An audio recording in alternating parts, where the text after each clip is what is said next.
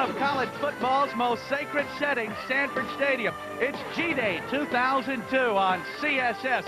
Along with Roger Manish, I'm Jeff Dantzler, and the focus of this G-Day game, a heated quarterback battle.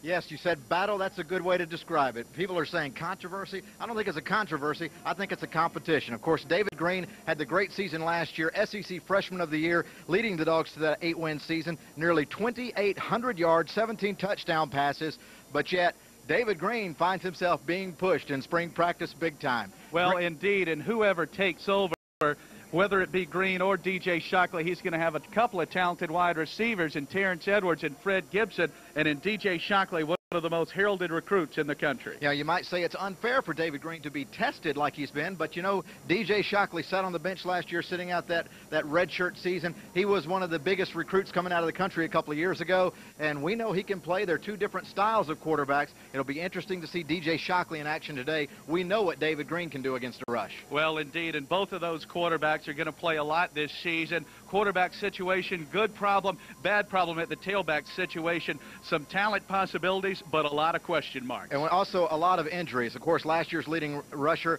Veron Haynes, is gone. And there's the second leading rusher from last year, Musa Smith, who averages 4.5 yards per carry for his career when he is healthy, but he is not healthy.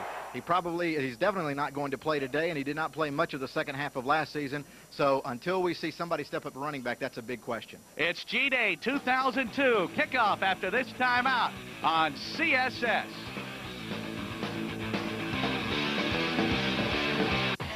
No pain, no gain. It's time for spring football, and only CSS carries the games that you want to see. Watch your Clemson Tigers this Monday at 8 Eastern.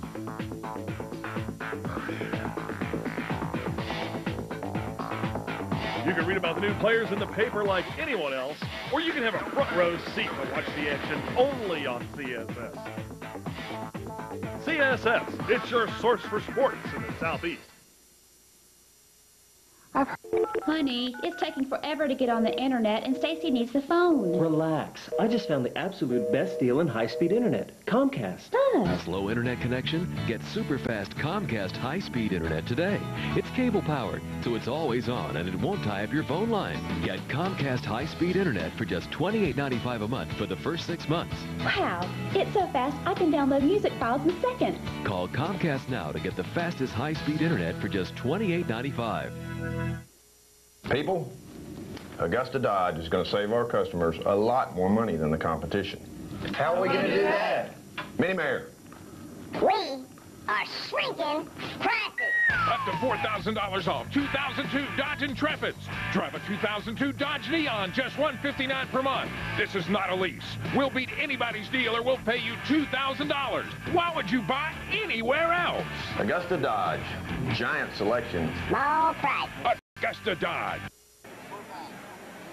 Jeff Dantzler, Roger Manish back with you on CSS, your source for sports in the Southeast. It's G-Day 2002, and with the spring inter-squad game here, not the normal rules. Here's the deal. We're going to play 4 8-minute quarters. There will be no kickoffs. You will have the ball on the 27-yard line to start possessions. Punts will be live, but they will only be 40-yard punts. So if Jonathan Kilgo kicks one from the 10 to the 10, it'll be placed on the 50-yard line unless it's across the 50 and you knock one down inside the 5. So they will let you have the coffin corner there, and the quarterbacks are not to be hit hard today. And I do not envy you at all today, Jeff, because with a lot of the injuries and a lot of the walk-ons, there's going to be a lot of fresh faces out there playing in this game, in addition to some of the stars that we've grown used to seeing in the past. The teams have been divided.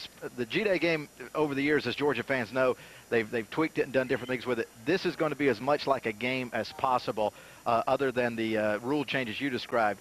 The offensive coordinator and defensive coordinators are your respective head coaches. There's Neil Callaway. He is the head coach of the Red. Brian Van Gorder will be the head coach of the black team, and they have split these teams as evenly as possible. You've got a lot of first-teamers and second-teamers playing on each squad, trying to make the matchup as even as possible, but they've taken this thing so seriously, Jeff. They've split coaches, trainers, managers, strength and conditioning, even football secretaries have been divided because there's something big on the line tonight. The winner, steak and lobster dinner. The loser, hot dogs and beanie weenies. And it is a postcard afternoon here at Sanford Stadium. A touch of fall in the air, 61 degrees and sunny. You almost get the feeling that Tennessee or Auburn is coming in. 47% humidity, a slight breeze from the southeast at 5 to 10. An absolutely gorgeous afternoon here between the hedges. And we talked about the head coaches. Neil Callaway for the Red, one of the most respected offensive line coaches in all of college football. Brian Van Gorder heading into his second year as the Bulldogs defensive coordinator. And here's the quarterback situation for the Red. It'll be DJ Shockley and Corey Phillips. David Green and Joe Tereshinski III will be the quarterbacks for the Black. And the Red will start with the football. And starting behind center for the Red will be Corey Phillips. Now, we have talked about Shockley and David Green. Here's Corey Phillips running third team along with Joe Tereshinski III. Let's not forget 2 years ago after the Kentucky game, he was named USA Today's National Offensive Player of the Year. And dotting the I, Mike Gilliam. As it is time to get underway at G-Day, they put it on the 25. Phillips fakes a toss to his left, rolls to his right, and throws complete out to the 34-yard line. And that's the big tight end, Ben Watson, and he is certainly going to be a focal point for the Bulldogs this season. Especially after having lost Randy McMichael to the draft. But you mentioned Corey Phillips definitely in this mix at quarterback as well. He's got some game experience subbing for the injured Quincy Carter a couple of years ago. His name hasn't been bandied about as much in recent months because of DJ Shockley, but a solid backup. So Green and Shockley, the front runners, and Phillips in the mix as well. It gives it to Gilliam, who fights for yardage off the right side, gets about 2. They'll be about a yard short as they are running guys in and out.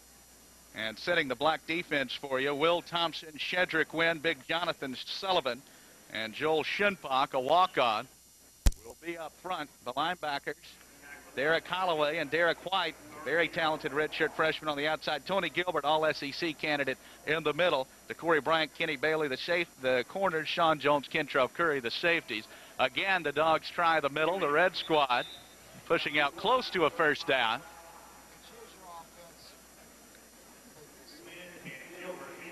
As Tony Gilbert leading in on that tackle, and it looks like it's going to be close, and it's going to be a 4th down. So a punting situation here.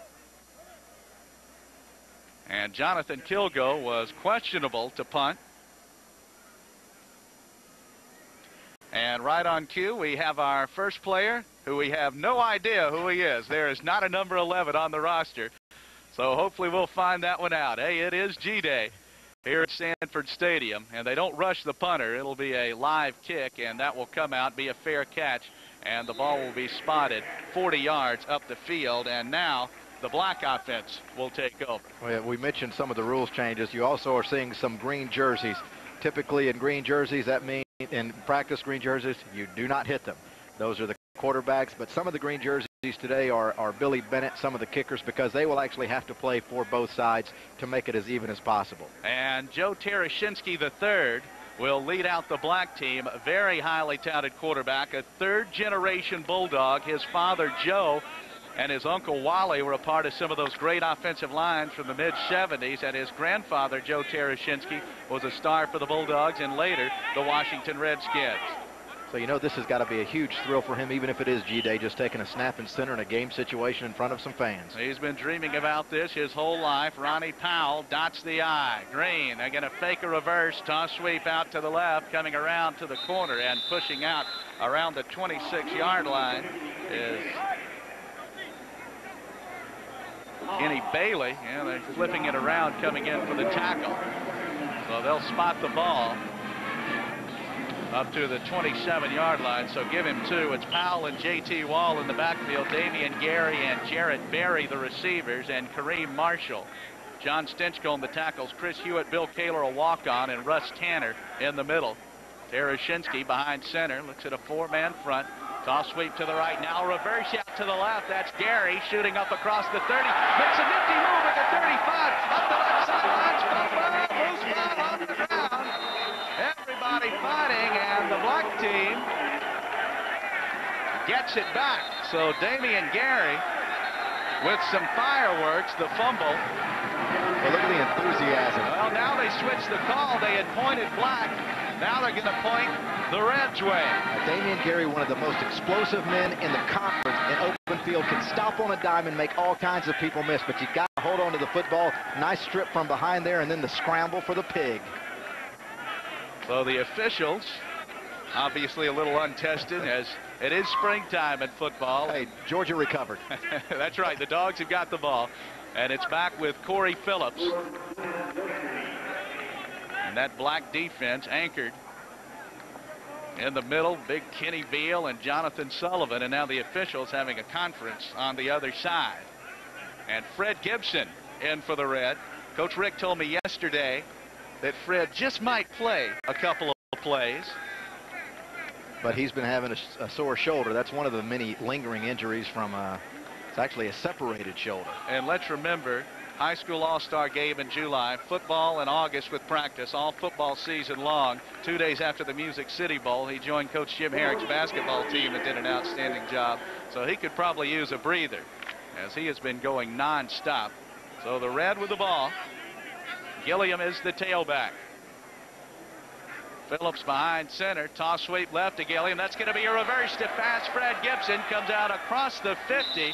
Gets about 8.5. Close to a first down. And there's the burst from Fred Gibson. Will Thompson, Shedwin, Big Sullivan, Shinpak up front. We'll also see Big Kenny Beal in there some. Holloway, Gilbert, and White the linebackers. Bryant, Curry, and Jones in the secondary, along with Kenny Bailey. Second and a short two. Toss sweep left. Blocking breaks down and twisting. That is Bruce Thornton as he pushes up close to the first down. And Thornton, one of those guys that is going to be playing on both sides of the ball in this game, but certainly he'll be looked upon to have a big season at cornerback. He got picked on early in the season, really came on and played well down the stretch, though. And he is by far Georgia's most experienced defensive back, returning based on the losses back there in the secondary. But because of his experience at running back today, they need him on both sides of the ball. Braxton Snyder is the fullback. Black team jumping a little bit. Phillips calling an audible at the play. Dogs with twins right and a man in the slot. Straight drop with some protection. Floats it up long. Incomplete down the left sideline. That is Michael Johnson. And Johnson is a guy who could really come into his own this season. He has got a lot of size, and he's a receiver. He went down the sidelines on this one, who can go over the middle. And Corey did a nice job here seeing the situation and put it where only Michael Johnson would be the only one to catch it. Throws it over his outside shoulder. Actually had to spin around a little bit here to catch it, but nice play on both ends of the football there. And some good size out wide with Gibson and Johnson as whistles blow, and we'll have our first penalty of the day. That was indeed some nice touch from Corey Phillips. He has a very strong arm. And Michael Johnson, you mentioned, I know one of the concerns last year from the coaching staff later in the year was getting the receivers off the line of scrimmage. They were getting jammed some, getting them off the line of scrimmage. Michael Johnson obviously has the size to create some room. He could also play some tight end. That's an illegal motion against the Red team. So the first penalty of the year, and certainly to have a great season, you have to avoid those key penalties, and the Dogs had some tough ones last year. So the Red team in the eye, and Gibson split out to the bottom of your screen. Toss sweep left. That's Thornton. He's got quick feet. He gets about 3. That'll bring up a second down and 12. He's probably enjoying us. I see a little smack talk going on back and forth already down there. Steak and lobster, beans and franks. A lot of emotion. And remember this season, a 12-game schedule, as that'll be the case in 02 and 03. And I would imagine when the NCAA sees all the money that's made, that'll be the case every year. They give him 2, so it's 2nd and 13. Snyder, the fullback. Thornton had a little bit of a hole, but the blocking broke down. And you know why. Big Tony Gilbert blowing up that play. Has led the Dogs in tackling the last 2 years. One of the best linebackers in the country. And just look at him fill the gap here. As Jonathan Sullivan tied up a couple of blockers. Jonathan Sullivan, a key member of that defensive front, because he can play just about anywhere across that D-line. Well, he can. He can play the end, the tackle, or the nose. If there's one defensive player you could clone, it would probably be Sullivan. So a 3rd and long here as Phillips on a straight drop looks over the middle. Got some pressure from Sullivan there as he scrambles right. Just going to heave this one over the middle and complete out to the 15, shifting down inside the 10 and close to a first down. So a good job by Corey Phillips as he was buying time, as floating out over the middle was Mike Gilliam. That's a nice job by Corey, because you mentioned it was a straight drop back by design. He bought himself some extra time as he felt the rush coming from his left, and Gilliam did a nice job finding an open spot. Well, that is a good job by Gilliam finding a hole in the defense as Phillips was pressured, and they'll have to measure this one. It's going to be close. And they give him the first down, so it'll be a 1st and goal to go. Good pressure, though, from Sullivan on the backside, and Phillips, who's gotten a little bit quicker. He had a serious knee injury back in high school. Showed a nice awareness of the pass rush there.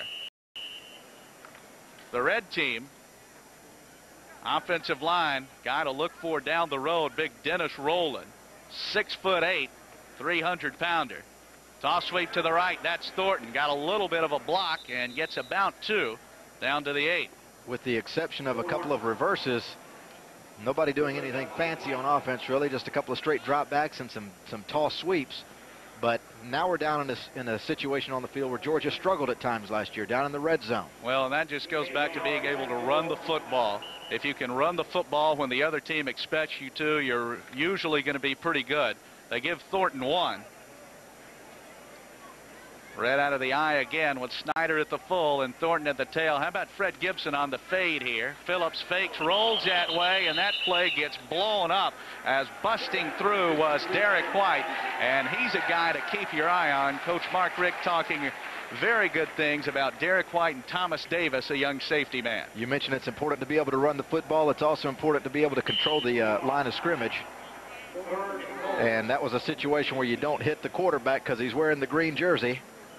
But they got back there quickly. Yeah, Phillips would have gotten planted on that one, no question. Now it's 3rd and goal for the 18, and I think they were certainly looking for Gibson on the play action, but White not biting on it. Now Phillips will go from the shotgun. Got a little bit of pressure, stands up, throws underneath, and incomplete. That was Big Ben Watson. He couldn't hang on, so now Billy Bennett, who has had a terrific career for the Bulldogs, will come on and try and knock down the field goal and give the Red a 3-0 lead. Bennett will kick both ways. And Coach Mark Richt was asked about this game being on television. He said, no worries. If anything, this is going to give some of our opponents some overconfidence when they see us here. When you look at all the injuries the Dogs have had, this will be a 36-yarder. Snap, spot, kick on the way. Looks good. No, he pushed it off to the right. So Billy Bennett misses. Had the leg, but it just hooked off to the right, and we're still scoreless with the red and the black on CSS, your source for sports in the Southeast.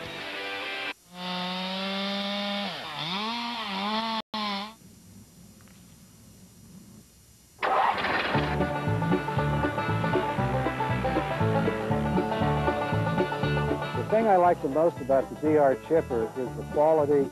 This is a first-rate, what I would call industrial strength piece of machinery for a private homeowner. The DR chipper is a wonderful machine. I can put a 20-foot long tree in it. It'll take the whole thing without bogging down. The DR chipper will do a heavy wood, a soft wood. I've done cherry, hollies, oaks. It does the job, and that's basically what people are going to put their money up. That's what they want. Something's going to do the job and do a good job, and that's DR. You can try out a DR chipper for 30 days risk-free. Call 1-800-210-7373 for your free DR chipper catalog and video. There's no obligation, so call now. 1-800-210-7373. You know, most men get pretty shook up about losing their hair. But today, many of them are learning about Bosley Medical. They use your own living hair to fill in the thin spots. Just look at that. It really works. You can treat it like real hair because it is real hair. Your own naturally growing hair. So you don't have to worry about it. Bosley Medical is the world's most experienced hair restoration practice. For over 25 years, they have performed more than 130 1,000 procedures using the innovative micrografting techniques pioneered by founder Dr. L. Lee Bosley. Each surgeon at Bosley Medical is board certified and individually trained by me. So if you want to have your own naturally growing hair back, call this number for more information. We'll send you this free video and in-depth guidebook that gives you the real facts about hair restoration. There's no cost and absolutely no obligation. So do it for yourself. Call now and get the real results you've been looking for. It's your real hair. You can't do better than real. A lot of firepower there. Not playing Musa Smith and Terrence Edwards as the Black with the ball on the 20. Joe Tereshinski III hands off, and Ronnie Powell with a nifty little move as he cracks out for about 14 yards. And some good footwork shown by Powell, the redshirt sophomore out of Jacksonville. That was a nice run, and when running backs can create yards after the first hit or make that first man miss and get those extra yards, that's what the coaches love to see. And it was interesting, he made that run just after showing Musa on the bench. Musa averages 4.5 yards per carry when he's healthy. We just don't know when he'll be healthy again. And that looks like a broken play as Joe Tereshinski slides up to the 37. Fullback went one way and the tailback the other. And J.T. Wall, a former walk-on, very impressive last year on special teams, and then late in the season lining up at fullback in front of Veron Haynes. And Georgia will be able to go with some power with a senior offensive line, Watson, the strongest Bulldog, and Wall, the fullback. Split out to the bottom of your screen is Jarrett Berry. That's Gary up on the top part of your screen.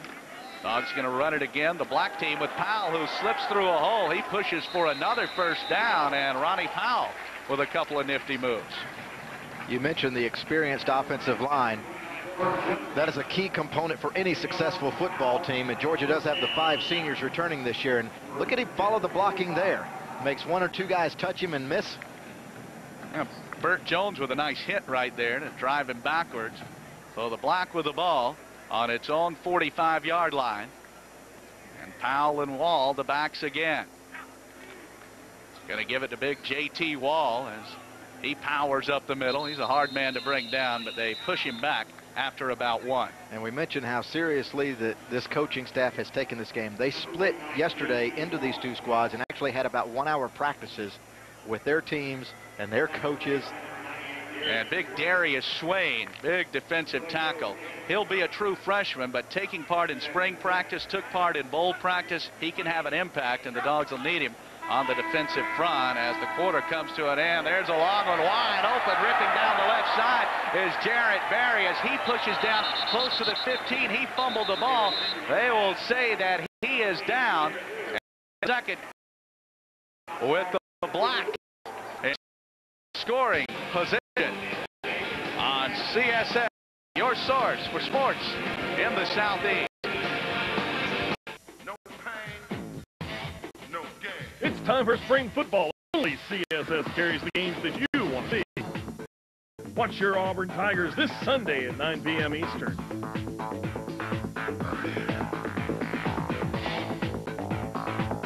You can read about in the paper like anyone else, or you can have a front row seat to the action only on CSS. CSS, it's your source for sports in the Southeast.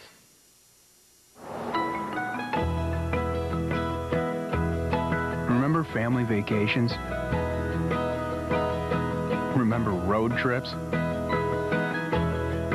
And do you remember the last time your travel plans were altered by a giant hamburger? Then you'll remember Shoney's classic All-American hamburgers, strawberry pie, and ultimate hot fudge cake. So whether you're looking for a break, a meal, or a moment, remember Shoney's. Len Hurley owns a Hyundai Elantra. I read on the internet there was then. The competition has the freedom of America's best warrant. The warranty for the Elantra was It also has a long list of features, including front and side airbags. It's the only car in its class that has them. It's a great buy money. The Hyundai Elantra, just $13,294. It's solid value. Hyundai Elantra at just $13,294. Your test drive is waiting. Price breaking news. At Thompson Chrysler Dodge Jeep, new Dodge Rams from $13,900. Price break. New 2002 Dodge Durangos, $18,900. 2002 Dodge Dakota, $12,900. sign. 0 down, 0% financing available, and up to $2,500 cash back this weekend. If you want to pay more, that's your business. If you want to pay less, that's our business. At Thompson Chrysler Dodge Jeep, we make buying easy. Grab life by the horns.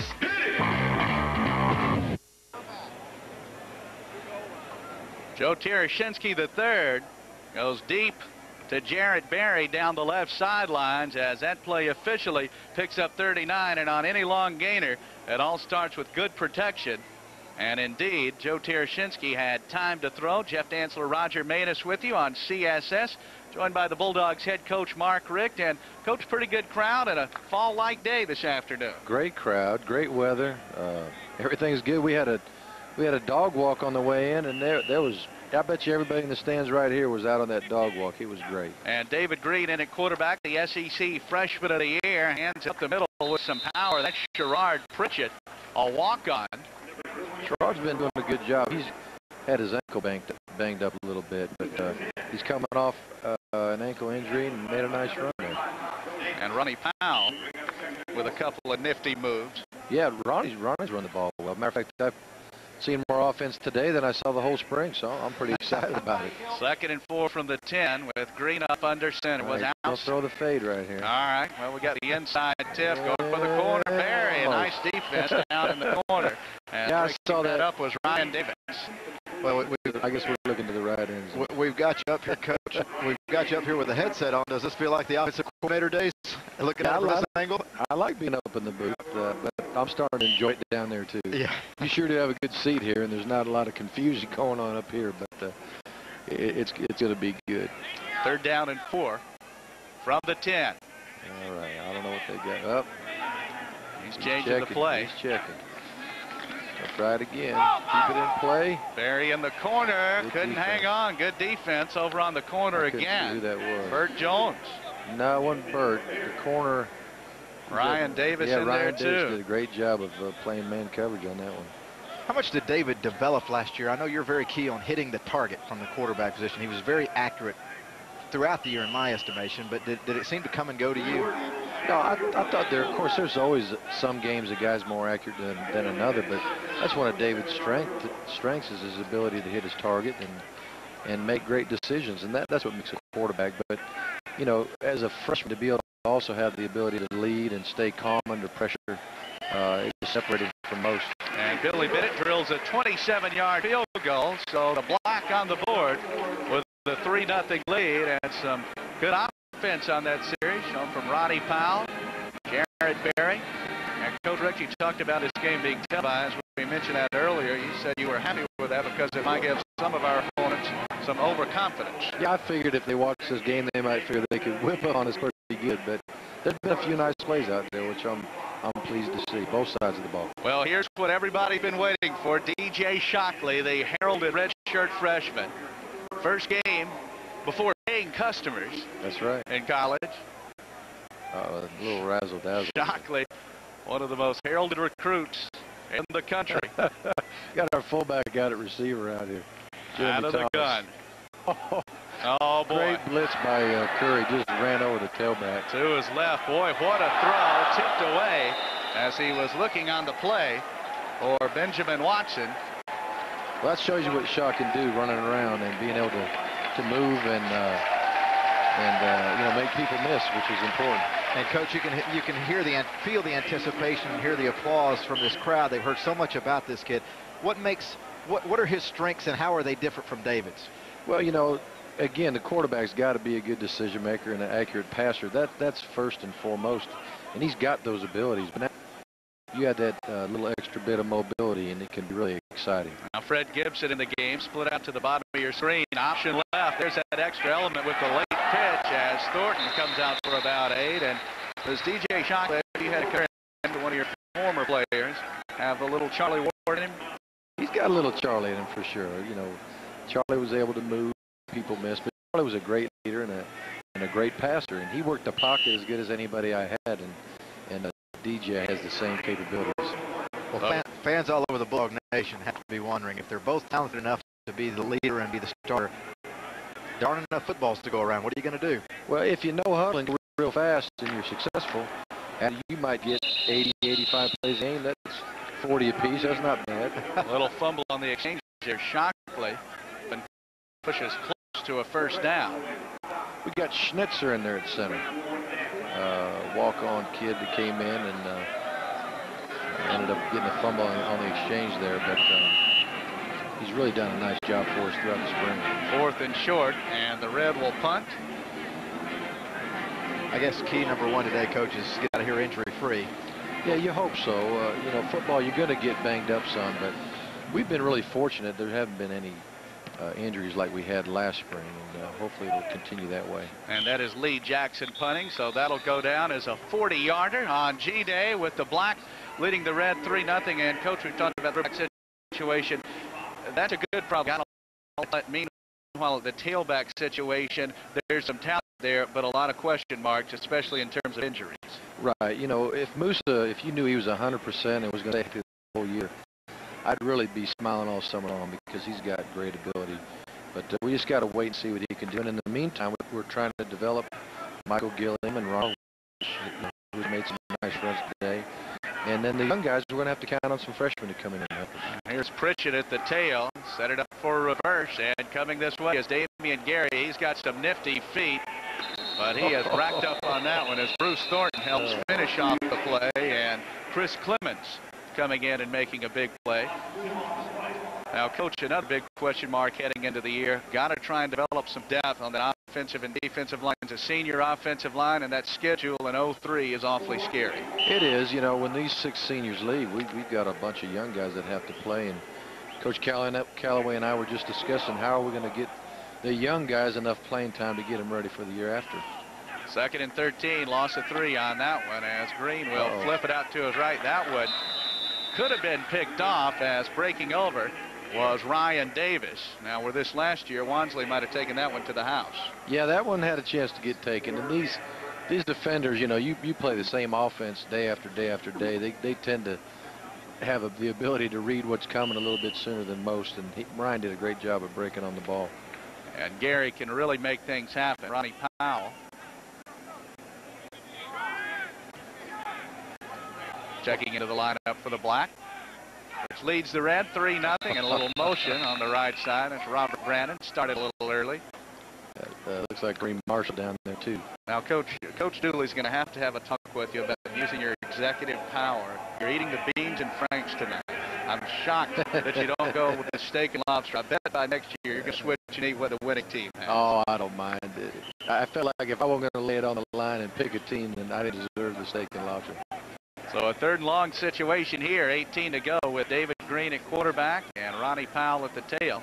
It's Barry split out to the bottom of your screen, and a little underneath there is Powell with another nifty move, pushes it out for about 13. That'll be short, but a little breathing room here. And Ronnie Powell showing some good things here today. Yeah, Ronnie's doing a nice job of running the sprint draw. That's really our featured run. We ran it about 93 times last year, and it averaged about almost 6 yards a carry, so he's doing a good job with it, and the kids know how to block it well. And Brian Harris on to punt. And once again, this will be fair caught, no rush here, and it will go down as a 40-yard punt. Running players in and out. Coach, overall, how has the spring been? What have you been most pleased with as far as on both sides of the ball, defensive intensity or offensive execution? What have been the highlights of the workouts? Right, well, you always are looking for that, but the thing that I always look for is just the overall effort and the amount of competition that you see at every position, and also offense versus defense. I mean, last year, I didn't feel like the offense and the defense really got after each other. Black leading the Red 3-0 here on G-Day on CSS. It's your source for sports in the Southeast. Some folks call it a lawn, some call it a yard, but it's really more than that. It's a piece of your life with a life all its own. Sometimes a playground, sometimes a ball field, always a gathering place. So how do you care for a piece of land that will be in your family a long time? A piece of equipment that will also be there.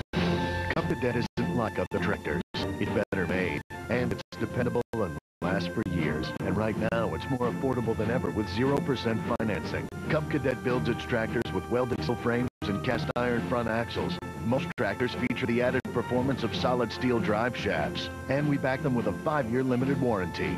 Call today for your free copy of the book, Big Ideas for Big Yards. Find out more about the complete line of Cub Cadets and for the name of a dealer near you.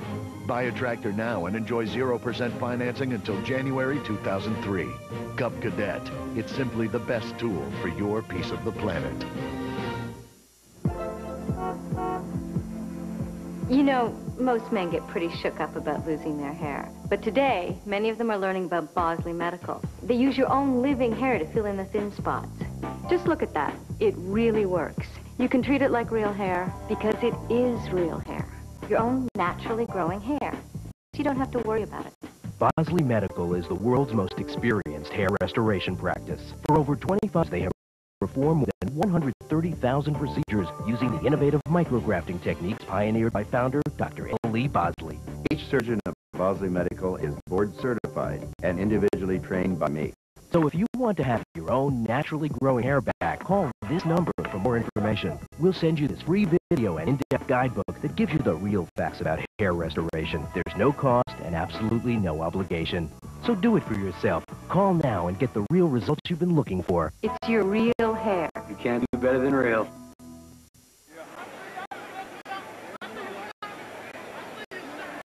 DJ Shockley under center for the Red, trailing the Black, 3-0, 4.5 to go. Here in the second quarter, throws incomplete. Out in the right flat for Michael Johnson, and a guy, well, technically he's got a year of eligibility left. Garrison Hurst, sure nice to see a guy like that dot the I for you. Yeah, I love to have the guys come back and visit. I hope they all feel welcome to come back and be a part of this program, because they bled for us, and we want to make sure they know they're welcome. Yes, Hurst would be the ideal type back for the Mark Richt offense because he had the speed and the power. We would love it. We would love it. 2nd and 10 with Shockley under center. I don't know if that was broken or not. Blocking breaks down. Sprint out to the left, changes direction. Holy smokes, what a cut, close to a first. Now, I know you hear the expression, Coach, you can't coach that. No, you can't coach that. And we'll see if he really would have got away with that. The refs are being a little bit liberal with some of these tackles, and a lot of the defenders are making sure they're not tackling that green jersey. But once he crosses that line, I guess they figure he's free game. They spot it up close to the 38, so it'll be 3rd down and a short 3. He is quick. 3 wides. Just cutting on a dime. Thornton at the tail. Now Shockley changing the play. He's going to the pass right here.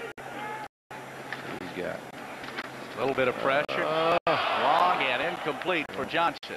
Now, Coach, I know another thing to improve that passing game, you need to have a wide receiver who can consistently go over the middle and catch the ball. Yeah, you do. And, of course, it could be your tight end and Ben Watson, who doesn't have any fear. But I've seen all the guys have the ability to go over the middle. Michael Johnson's not afraid to get in there. And, thankfully, Fred Gibson hadn't got hit real hard yet, so he doesn't worry about it either. Lee Jackson with the punt. As Kilgo, too, is injured, as that is Gary. When you talk about a big play, Damian Gary's punt return for a touchdown against Tennessee last year, certainly one of the biggest of the season. It was, and all our special teams that day were outstanding. That was really the difference in the ball game.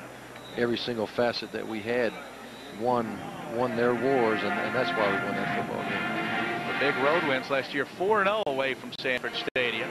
And the opener with Clemson this year, 12-game schedule, SEC championship game, Fiesta Bowl. 14 games. There you go. Hey, 14-0. Just run it all. Piece of cake, right?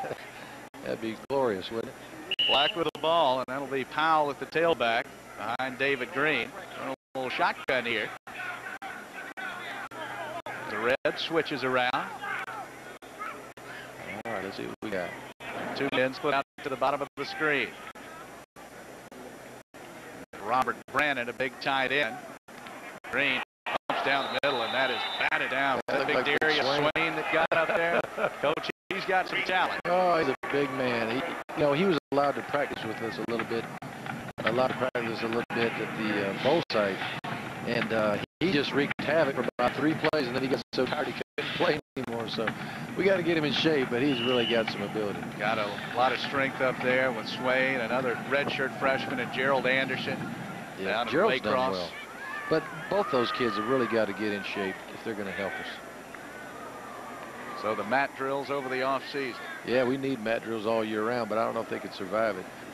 Or if we could recruit with that. Green throws. That is incomplete. Intended for Jarrett Berry. So much firepower on the sidelines. Gibson is playing today, but when you look at Musa Smith and Terrence Edwards. I think some fans might have been surprised to see Terrence on crutches. How severe is his ankle?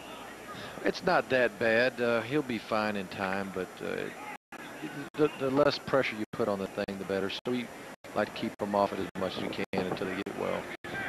Kirk Alexander, another tight end, walk on into the game in the backfield. All right, here we go. He's sprinting out. Green to his left. Pretty good throw. Gary, throw back, incomplete.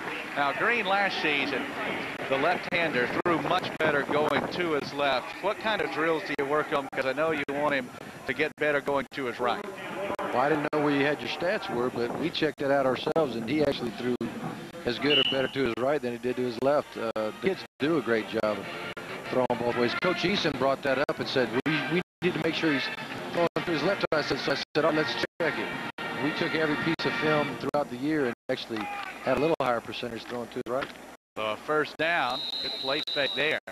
And shooting through the middle is Powell. We'll see where they spot it. Got about 4. And Green very good with the play pass. You know, first game he didn't fake as good as we wanted him to last year. And of course, every time he does a poor job of that, we run him up and down the stadium steps. And from that point on, he became one of the best ball fakers that I've been around. Second and a long 5 here from the left hash. Powell in the backfield off the Green's right. And the red showing blitz. And here it comes. It's a fade for Berry. Boy, nice job coming back to the ball, but incomplete on the coverage. Ryan Davis. Ryan's really had a nice spring game so far.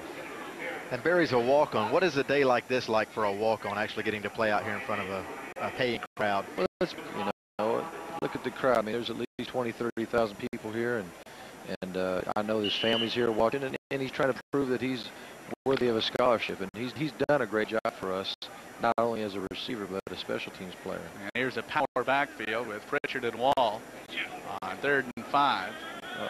Brandon in motion. Hadn't seen this one before. Green hands it off to Pritchard. Nice block, and he pushes through for the first. Good footwork there shown by Sherrod Pritchard. Set up his block. Well, you know, Sherrod played fullback all along, and I hate to think he's going to. I mean, he might be another Ron Haynes, who knows, but we had to put him at tailback some this spring because of the lack of tailbacks, and he really runs the ball well from the backfield, so he may have found himself a new spot. Well, Georgia fans love true freshman tailbacks, and there might be one from down in Sylvania who can help out in the fall, and Michael Cooper. Well, I sure hope so. He is such a solid kid, great student, great kid. You know, we know he's a great ball player, and I think the more reliable he is as a freshman, the better chance he has to play right away. Pritchard on that little inside handoff, fumbles a football, rolling around midfield, and it looks like the Red has got it. Yep. They do. There's your typical miscue that keeps you from getting in the end zone. You know, you put some nice drives together, you put some nice plays together, and then one fumble and the drive's over. And Matt Redding coming up with that fumble for the Red. Ex-quarterback.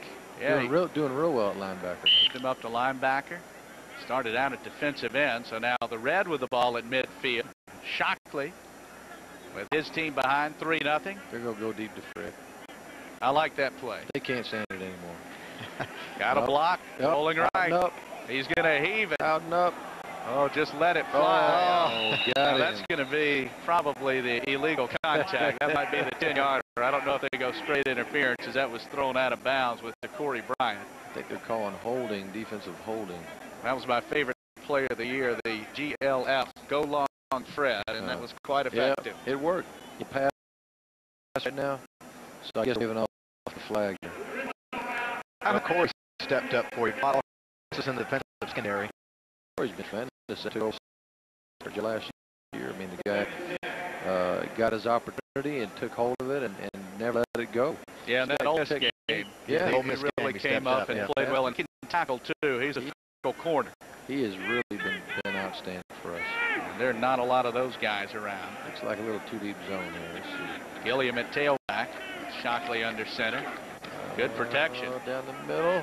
Got him. That's Ben Watson. Yeah, that's what you hope you can do in that coverage, but you know, a lot of times the linebackers hold it off, but Ben did a great job of getting past Derek White there, and the protection held up long enough to make that throw. So that'll give him about 27. And right there, how important is the depth of your linebacker scrums? Well, you know, on that one, we're actually, you know, when you run that play fake, the two inside backers are up on that line of scrimmage, and it was actually our outside linebacker that had the wall, and he looked like he was doing a good job, but because the protection was so good, Shockley was going to be real patient with it. Thornton at the open, and he was knocked back by Sean Jones, and he's not afraid. He could have a game back this year. Make somebody miss in the open field like that. It hemmed him up out there, right in the middle of the field. Coach, thanks so much for being with us All right, today. I got to run down there for presentation. I'll see you. Thank you, Coach. Bulldog head coach Mark in the year number 2, and Thornton, the nifty little outside, and then Jones dying any yardage. But it'll be 1st and 10 for the Black with DJ Shockley under center in the Black with a 3-0 lead as the clock ticking down with a minute 12 to go here in the first half. This is a good test because he's clock trying to get him in the end zone. Shockley under center. Play fake. Tries to pulling left, and they're going to blow that one dead and call it a sack as the blocking and the protection broke down in the middle of the line. As Tony Gilbert again coming through and making a big play. And he's got a chance to be a star this season. Oh, absolutely. Absolutely. There are a lot of players that can step up on this team and be stars this season. And Jonathan Sullivan also with a push from the inside. So now, with the ball back on the 18, it'll be 2nd and 17. Watch the clock, DJ. Clock at 25 seconds with the red trailing the Black 3-0. Shockley, see if he goes for the end zone here. He's looking that way, going for Gibson, incomplete in the corner. It is probably a comforting notion if you're DJ Shockley to look out there and see Fred Gibson. Well, he can do so many things. He's got great hands. He can jump. He can run. He can go over the middle. He can go outside. He can go deep. We've seen him take little flat passes all the way.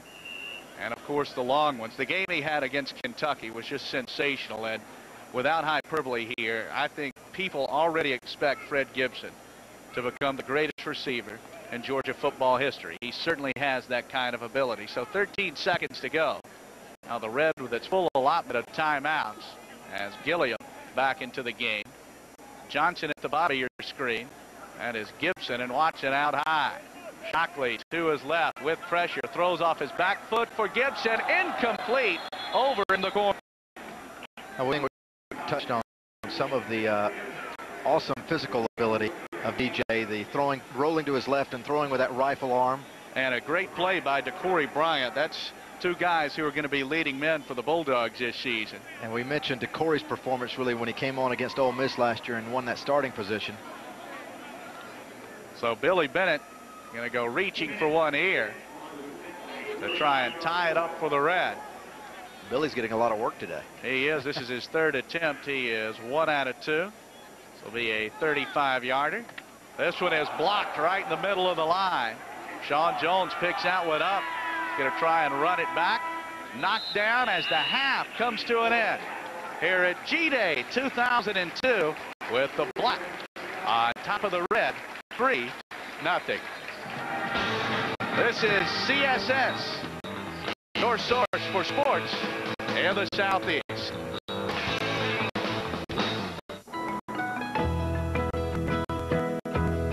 Remember family vacations? Remember road trips? And do you remember the last time your travel plans were altered by a giant hamburger? Then you'll remember Shoney's classic All-American Hamburger, strawberry pie, and ultimate hot fudge cake. So whether you're looking for a break, meal, or a moment, remember Shoney's. Thundercats and CSS have again partnered to bring you all the fast-paced, hard-hitting action of indoor football. All fast and ferocious games will air Sundays at 9 p.m. on CSS. The 2002 season begins April 14th 13th for the Thundercats home opener against the Winston-Salem Energy. Tune in to CSS Sundays at 9 p.m. all season long to watch the Thundercats defend their 2001 championship. The Tennessee Thundercats on CSS, your source for sports in the Southeast.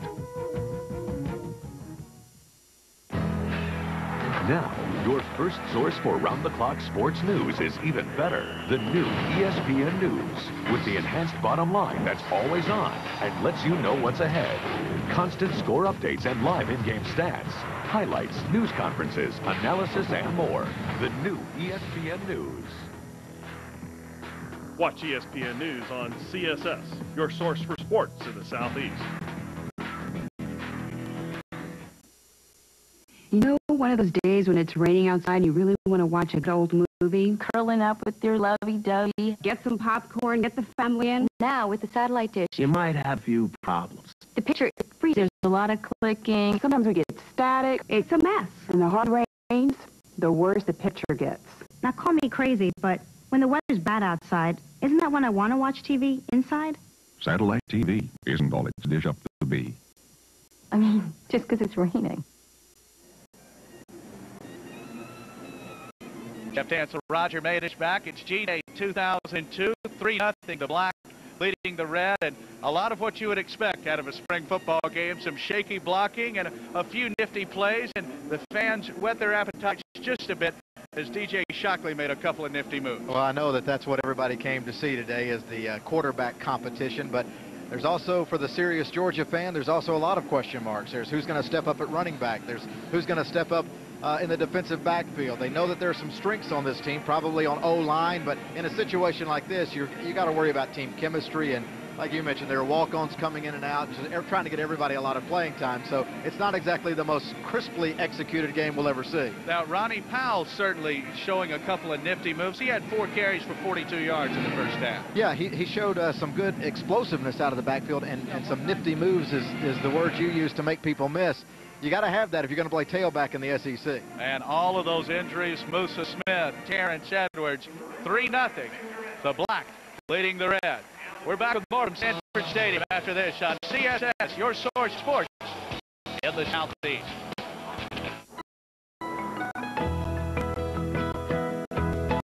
Remember family vacations? Remember road trips? And do you remember the last time your travel plans were altered by a giant hamburger? Then you'll remember Shoney's classic All-American hamburgers, strawberry pie, and ultimate hot fudge cake. So whether you're looking for a break, a meal, or a moment, remember Shoney's. What is the most influential time in a child's life? Age 6, 8, 12. Actually, it's between 3 and 8 every afternoon. That's the time a kid is most likely to get into trouble. Or worse. Which is exactly why that's the time the Boys and Girls Clubs open their doors and their arms to kids all over the country every day. When kids walk into these clubs, they're surrounded by people who care what happens to them. Adults who make sure these children continue to learn and grow long after the school bell rings. But there are still thousands more kids who need our help. Thousands of kids who need help to prepare for a positive future. Please help keep these doors open. Support the Boys and Girls Clubs, the positive place for kids.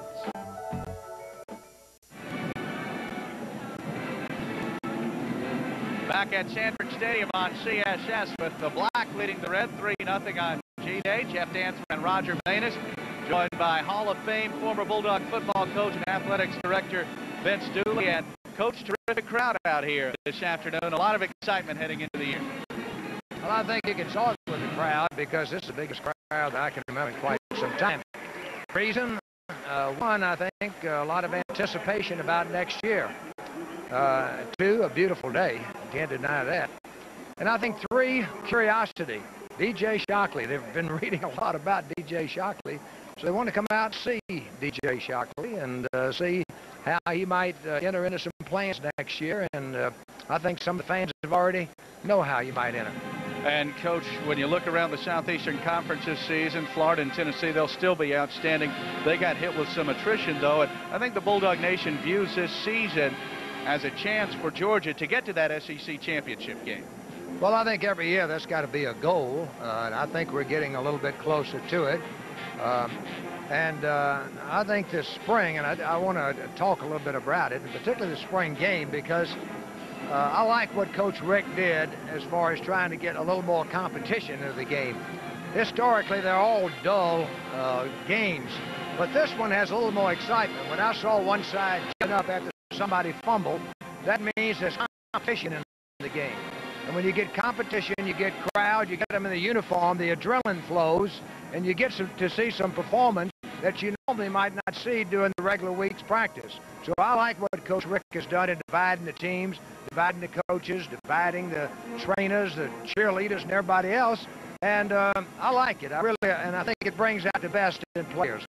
And, Coach, this season, as in 2003, there will be a 12-game regular season. That is not scheduled to happen again until 2008. Is there an opportunity? There's going to be a lot more money made this year that we could see college football go to a 12-game regular season every year. Well, I think that there'll be some presidents that would frown on that, but we'll have to wait and see. Right now, what we've done these 2 years, we're having a 12th game, because these 2 years, as it falls on the calendar, gives us an extra weekend where the players would have had an off weekend anyway, which means they would have scrimmaged. So it's much better to be playing a game than scrimmaging anyway, so the players like it. There's no question that it's added revenue, and we all need that for all the sports programs.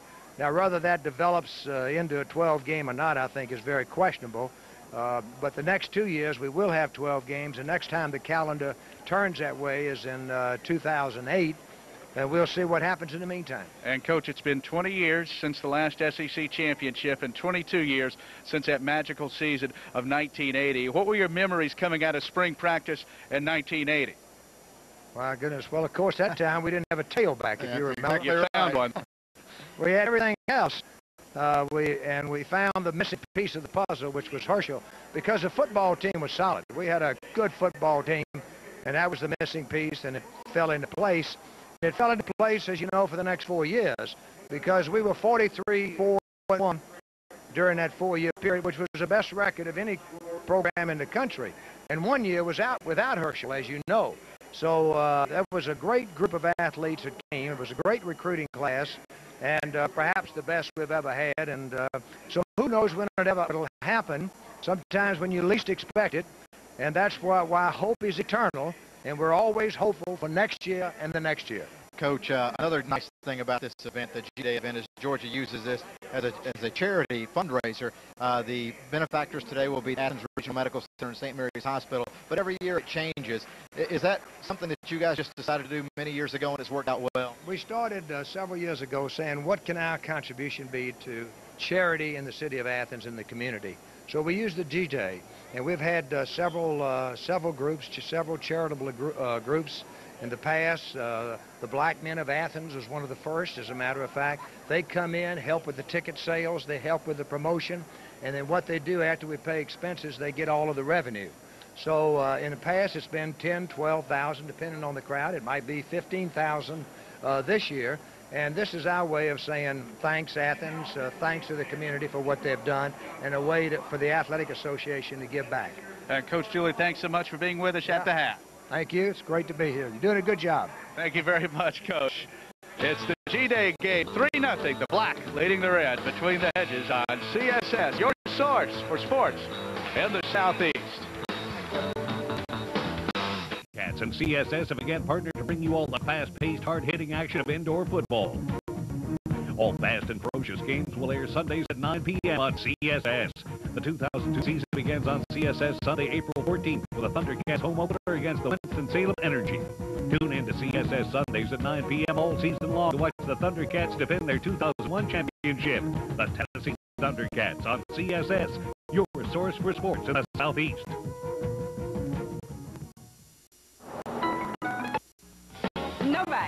Nobody beats the Taylor they deal.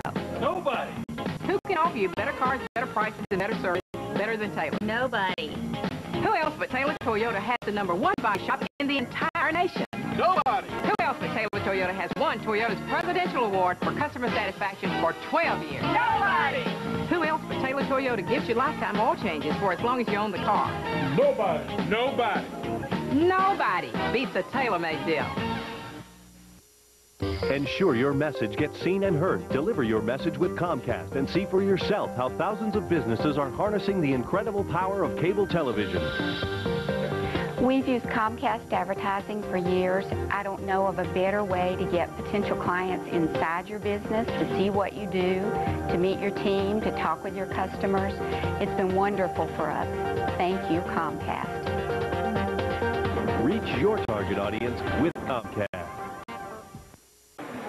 Black leading the red 3-0 here at G-Day on CSS. Jeff Dantzler and Roger Manish back with you. And I think the key words for this game, whet the appetite. DJ Shockley has done it, and this is just that little opportunity for Georgia fans to come back because college football season is so short, and it seems like forever after that bowl game into your season opener. Coach Dooley mentioned that he thought the big crowd today might have been based on anticipation and curiosity because you want to see what this kid can do that you've heard so much about. Now, nobody is exactly lighting it up here, obviously, in the first half of play, but you see those flashes of brilliance that you feel like with more practice from David and Corey and DJ and everyone else that will turn into big plays in the fall, if not the second half. Well, in the big play in the game, the long completion coming a 38-yarder to Jared Berry, and that one came from Joe Tereshinski III. Has a nice job running down the left side there from Jared Berry and Michael Johnson on that last one. And here's DJ Shockley with a nifty move. And check out this cut right there against Tony Gilbert, one of the outstanding linebackers in the SEC, as he rushes up close to another first down. And here's a blocked field goal from Billy Bennett, 1 out of 3, as he had one block and missed his first one. And as we roll into our halftime statistics, Ronnie Powell jumping out there, 4 carries for 42 yards. There you have it, 87 yards rushing for the Black, and that Black defensive front doing a nice job limiting the Red to just over 2 yards per carry. So the total offense, the Black with 137 and the Red with 100. Black with 2 turnovers. Well, this could be a little bit bigger than a 3-0 margin. Yeah, I think you could look at this and say that the glass is half full or the glass is half empty. Obviously, the defense is playing well. They're stuffing the run a little bit, and they're making it difficult for the receivers to get open. But also, you know, I'm gonna harp on this, but you've got situations where these units, quote unquote, practiced with each other yesterday for just an hour. They were split into 2 teams, and they are obviously taking it very, very seriously because of that steak and lobster dinner on the line tonight. Beans and Franks are steak and lobster, and as we look at last season, and what if, certainly a what if type of year, very easily could have been 10-1 coming out of the regular season. The big win over Arkansas State and that heartbreaking loss, 14-9 to South Carolina. Georgia could have easily scored up in the 30s. Dogs really kicking themselves in the Arkansas game after the terrorist attacks of September 11. The Houston game was pushed back. A good win there. And then really, along with the win at Tech, the highlight of the year, that big victory up in Knoxville. One of those glory moments. Ballou to Scott, Bobo to Allen, Green to Haynes. Yeah, and it certainly hobnailed its way into Georgia football lore. The wins over Vandy and Kentucky, then the Florida game. The Gators were the better team, but Georgia had its opportunities in that game, and then the Auburn game. So many tough chances, and the 2 bad calls that go against Georgia in the first half, and of course the controversial play to end the game. But closing strong, played great defense in the win at Ole Miss. Really had a great second half in the big victory at Georgia Tech. It's Verron Haynes and Fred Gibson were just tremendous. And when I think of the second half of the season and I look at the Ole Miss game, my mind, I flash back to David Green struggling at quarterback. And if that happens this year, you've got a DJ Shockley definitely going to get some significant playing time. But I also think of that Ole Miss game, Verron Haynes was there. You had that punishing tailback that could step up and get you some tough yards. And this team is still searching for that because of these injuries. And there you see Neil Callaway, the head coach of the Red, an outstanding offensive line coach. And he's got his unit divided up here a little bit, and of course some injuries there, but he feels good about this line. The top 6 players, all seniors, and you factor in a big strong tight end like Ben Watson, a big fullback like J.T. Wall. Georgia should be able to get some openings for the tailback. The question is, who's the tailback going to be? And defensive side of the ball, there's some talent there, but there's going to be some youth in that secondary and some youth backing up on the defensive front. They do have some youth problems, but what they do have out on the field is starters, solid as a rock, starting with Tony Gilbert there in the middle. Indeed, and it's good to have that bell cow in the middle, and Jonathan Sullivan an opportunity to be an all-star defensive player on the line of scrimmage. So the Black will start the second half with the ball on its own 25, and everybody is supposed to play on this drive. And coming with the first carry, once again, they'll give it to the old bread and butter in this game, Ronnie Powell, as he comes across the left side. And Powell going to throw his name into that tailback ring. Absolutely, because he's doing this against SEC caliber competition. He's doing it against Georgia defense. Yeah, he came to Georgia as a cornerback, as Joe Tereshinski III in at quarterback. He and Corey Phillips will play the first series to have Shockley and Green finish out the game. 5 on that carry for Powell, so he's close to 50 yards. Single back set here. 5-man front from the red defense. Nice play fake there from Jim Tereshinski, and a good throw over the middle. Barry wanted interference as Thornton was on the coverage, didn't get the call. Calling Barry's name a lot this afternoon. He was voted outstanding walk-on on offense, and Coach Richt commented that the kid's been a big help to the team and trying to fight his way into a scholarship. We'll see what happens, but outstanding walk-on on offense was voted that coming out of spring drills. And Joe Tereshinski III with a very bright future for the Bulldogs. Now Damian Gary, see if Joe tries to get him the ball here. He's so good at making people miss. That gives you more options. 5-man front. Nice play fake. Going to go that way towards Gary, and it's nearly picked off by Bruce Thornton. So nice coverage. 2 straight plays from Bruce Thornton. And Bruce last year, of course, got picked on a little bit early in the season because he was the new guy back there in that defensive secondary. But they're really counting on him to step up and be solid as a rock at that corner position. Now here's Jonathan Kilgo. This is going to be his first punt. And Kilgo can flat out boom him. Yeah, go ahead. Out of Silver Creek, Georgia, yes. A suburb of Rome. As that'll be Philip Nix back deep to return it. Now Kilgo has got an opportunity to have an All-American season. He will likely be preseason first team All-SEC, and he got his foot into that one awfully good.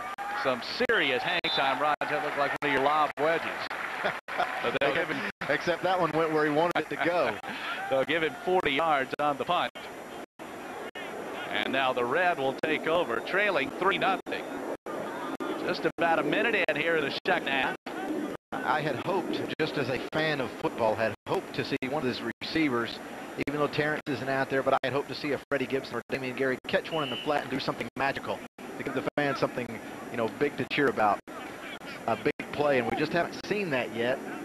Well, Christopher Burgett in at tailback, Adam Johnson in at split end, and Corey Phillips runs the option left, and there was contact on that play. Green jersey didn't mean a whole lot as Phillips got hit pretty good, and guess who? Tony Gilbert in the middle. I would say he's been the MVP thus far today. And it's hard probably to tell Tony, don't hit the quarterback. He probably doesn't like pull it up when he's got somebody in his sights. And he came in the same recruiting class. Big Jonathan Sullivan also in there. Down low, yeah. Yeah, so a little high-low there. Those guys could both be all-stars this year. And now shooting to the outside. Nifty little move. Coming across that left corner there is Burgett. He's not on many people's depth chart. I was going to say, you're doing a nice job here because I don't think people at home realize how many kids are dressed out today and you're being given the opportunity to play. Well, in his first series on both sides, Coach Richt told me yesterday, everybody's going to get a chance to play. Split out to the bottom of the screen is Gabriel Galt, no relation to Willie. As busting through is Burgett again, got a little bit of a block, and then he is stuffed, just driven backwards there by Derek Holloway, who came up with a nice hit for the Black. That's one thing you can look at when you're watching a G-Day game. You watch that, you watch the offensive line work. You can watch the blocking, but watch the tackling. You're also interested in fundamentals today.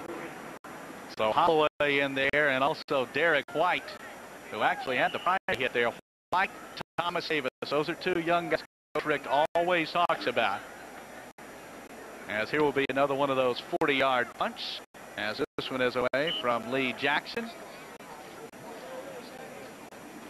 So the Black will take it back over, as that was Sean Jones fielding that one. The Black with a 3-0 lead, 5:51 to go in the third quarter. And it'll be David Green coming on at quarterback. Damian Gary, Robert Brannon in the lineup, Jared Berry, Kirk Alexander into the lineup. And for the Red, Boss Bailey out there at linebacker, and he's a guy that the Bulldogs are looking to just have a monster year. David Pollock up on that front along with big Darius Swain. And the big guy in the middle, Gerald Anderson from the gun. Little inside handoff there. And that is Pritchett fighting ahead. And Gerald Anderson's a guy, and Darius Swain. These are guys 6'3", 300 pounds, awfully strong. As Coach Rick said, they have got to get into playing shape, though. But that's some beef on that second unit. That bodes very well for the defensive front on the future. And to win big, you got to be good on the defensive line. Got to be good, big. I got to stay in the game. So that'll be a gain of 2. There you see David's numbers, 1 for 7, not exactly lighting it up through the air. Good play fake there. Just missed Gary over the middle. That would have been a long one. A little bit high as Ryan Davis on the coverage. And Damian was voted coming out of spring drill the most consistent receiver. He has got good hands, and he can make people miss. And a big punt return for a touchdown. He's a smaller guy. Sometimes he can get caught up on the line of scrimmage. That's where if Terrence Edwards can catch it consistently, and you talk about Gibson, Reggie Brown bigger, that'll just open more things for Gary, who is awfully special. Just tremendous footwork. 3rd and 8. Green to his left. Going to step up and try and run it. And he gets popped a little bit. Let's see where they give him progress to, as that's out close to a first down. They'll probably give that one to him. And Chris Clemens, a linebacker, pointing backwards. And let's see if they give him the spot. They do, so that'll be a first down for the Black. Red and Black G-Day spring game here at the University of Georgia. Black with a 3-0 lead. Brian Van Gorder, Bulldogs defensive coordinator, the head coach of the Black. Neil Callaway, the offensive coordinator, offensive line coach. Chieftain of the Reds. Black and an eye. Good blocking out on that right side, and pushing through is Sherrod Pritchett. His older brother Stanley was an outstanding player for the South Carolina Gamecocks and later went on to a solid NFL career. So Pritchett pushes that one up for about 4 as Boss Bailey on the tackle. 4.5 to go here in the third quarter. Black with a 3-0 lead over the Red. That's Barry. Split out at the bottom of your screen. Toss sweep to the left. Pritchett again blocking, broke down as a toss sweep short. You really have to get to the corner quickly when you go to the short side. Arnold Harrison in on the tackle.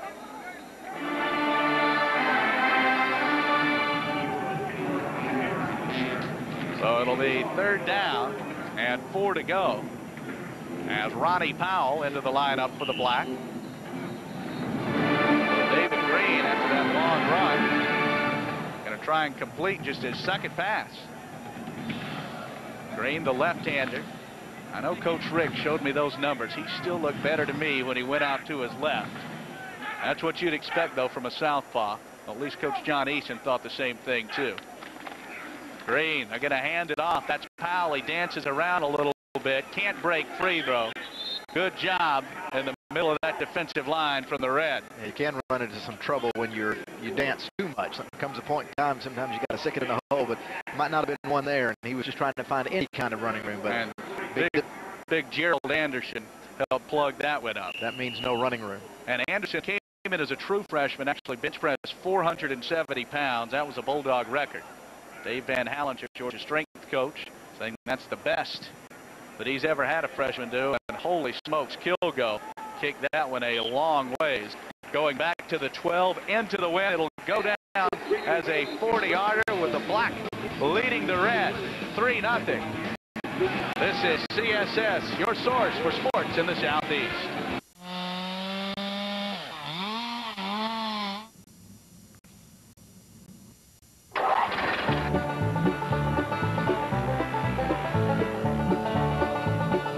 The thing I like the most about the DR Chipper is the quality.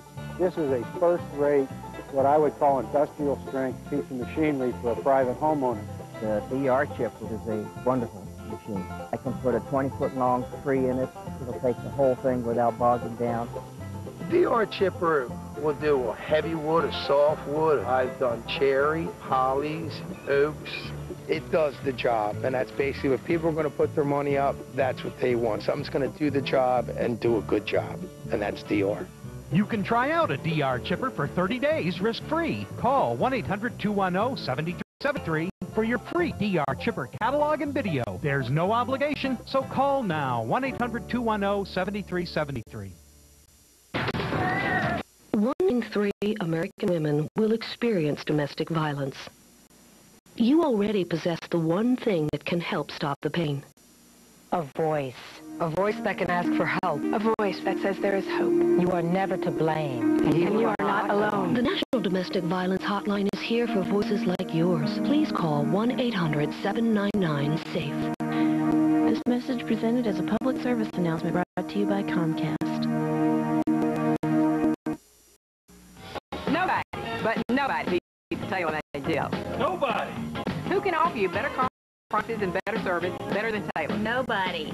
Who else but Taylor Toyota has the #1 body shop in the entire nation? Nobody. Who else but Taylor Toyota has won Toyota's Presidential Award for customer satisfaction for 12 years? Nobody. Who else but Taylor Toyota gives you lifetime oil changes for as long as you own the car? Nobody. Nobody. Nobody beats the Taylor-made deal. Dog fans of all ages out between the hedges enjoying a glorious afternoon, 62 degrees and not a cloud in the sky, with the black leading the red 3-0. And DJ Shockley at quarterback from the gun against a blitz, throws incomplete into traffic. Michael Johnson couldn't hang on to that one. Oh, you got to make that catch, Michael. Kenny Bailey in on the coverage. It was a nice throw from Shockley. Johnson couldn't squeeze it, and that'll bring up 2nd and 10 from the 20.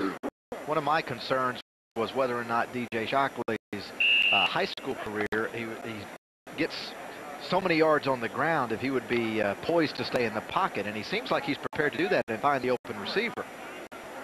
That time he did, the catch just wasn't made. You hope to use that athletic ability when everything else breaks. Exactly. And stand in that pocket. Again, we're going to look at Jonathan Sullivan, and they blow that one dead. Sullivan just blew that play up, and he and Tony Gilbert just having monster games. So far, it's been the tale of the defenses because, with the exception of maybe Powell, the offenses have struggled. To say the least, there's a flag on the play. Let's see what the call is. If they just wave it off. Oh, we got a hold on the offense. And you always hate that as a coach. Hey, we give up a 12-yard sack, and we still get a holding play. Well, look at Sullivan just with the pressure on the inside. He gets such great penetration. This defensive front could be awfully good. And Sullivan is so versatile because, as we touched on earlier, he can play the nose, he can play the end. That's Ryan Schnetzer at center. So that's not really fair. He's number 3 on the depth chart. And you're going to see some matchups like that this afternoon. That's just going to happen. That's what the spring game's all about. So from the gun on 3rd and 22, the red from their own 8. And look out at the bottom of your screen. You know who. And Shockley going that way for Fred Gibson. He can't quite run under it. Shockley threw that ball about 58 yards in the air, and Kenny Bailey with good coverage in the Georgia secondary. Bailey moving over from tailback.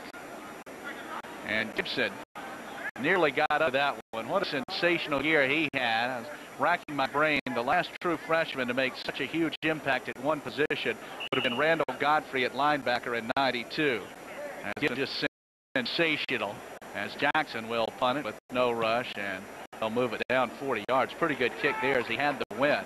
Go last, by the way, was a 56-yarder into the wind, but once again, every punt today will be fair caught with no rush and will go down at 40 yarders. So now David Green will come back on the field as the black leads the red 3-0. Opening day, August 31, as the Clemson Tigers come to town. And us old Georgia fans, Roger, back in the early 80s, that Clemson game was as big as Tech, as big as Florida, and as big as Auburn. And I'm glad to see it back on the schedule due to the 12-game schedule. Just as big as they were orange. Some slobber knockers, and it'll be a little bit more wide open than maybe that 16-16 tie in '83.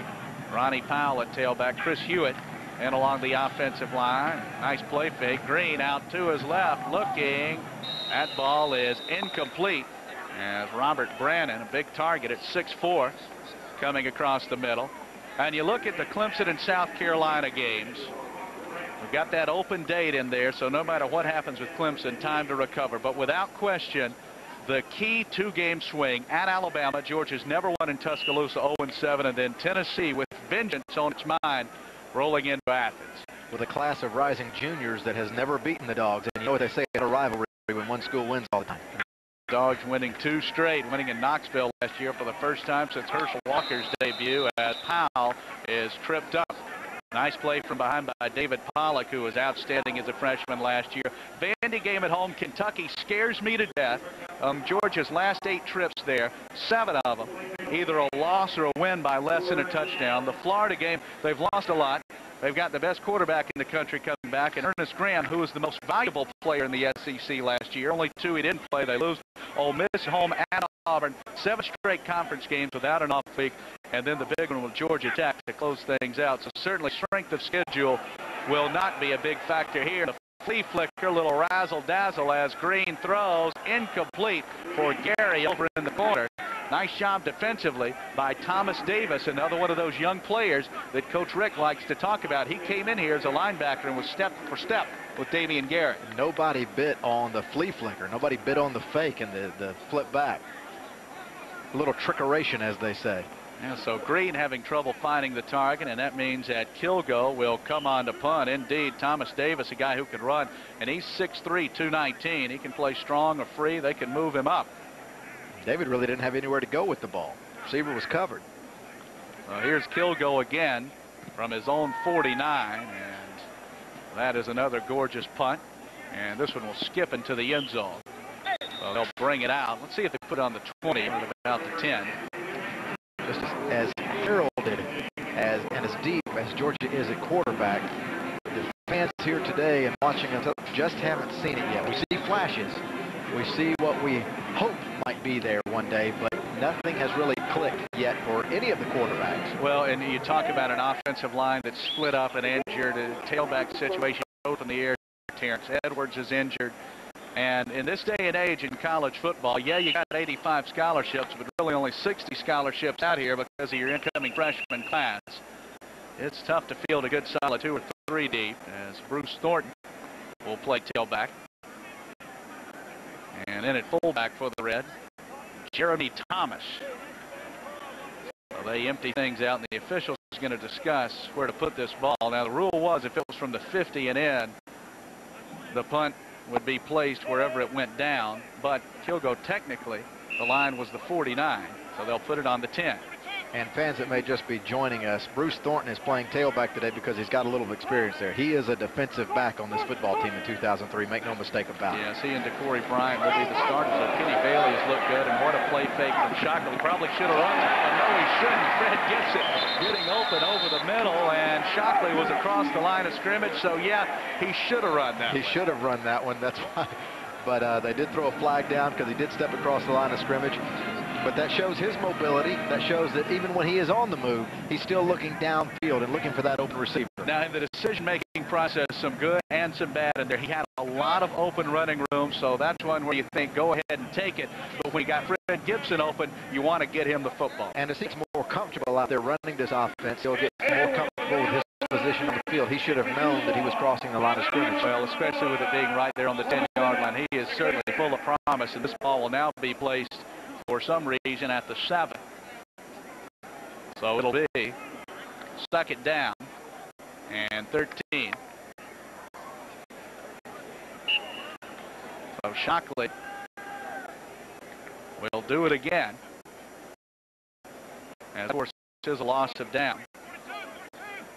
Shedrick win on that defensive front for the Black. Red in the eye with Thornton at the tail. That was Gilliam at the tail. Play fake was incomplete. incomplete. That was a busted route with Fred Gibson. He broke deep, and Shockley throwing the out.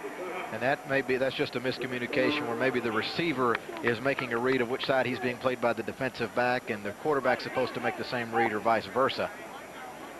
Josh Brock in on that offensive line, and he's one of those heralded freshman signees. Now Brock can play center, can play guard, and a true freshman graduating early, coming in, getting an opportunity to play in the spring. That'll certainly give him a leg up as he drives for a second string position this year.